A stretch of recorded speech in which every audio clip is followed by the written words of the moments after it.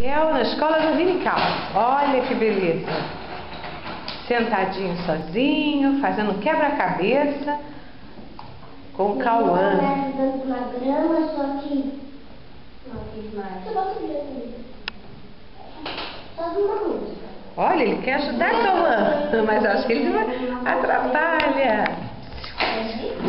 Ó, ó, ó. Ele tá empurrando. Ele quer fazer também, Cauã. Sim. Ele é seu amiguinho.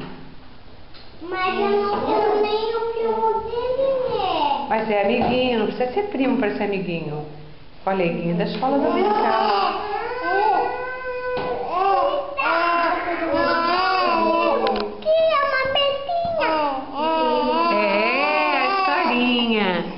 É a historinha. É a historinha do Davi, o pastorzinho de ovelhas. Eles vão montar o quebra-cabeça.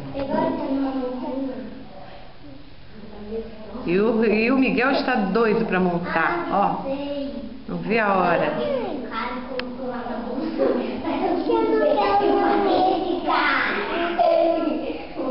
Ele quer participar.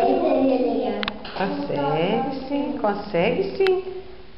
Depois eu posso pegar. O Miguel te ajuda. Mas ele é pequenininho. Mas ele aprende com você, ó. Ele tá comendo, não deixa ele comer o livro.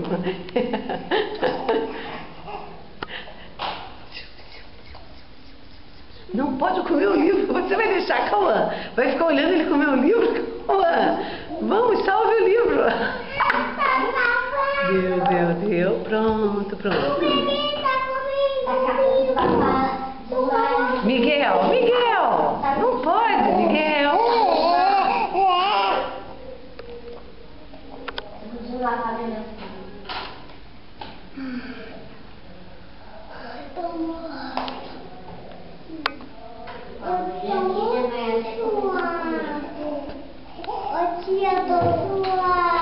Tá suave?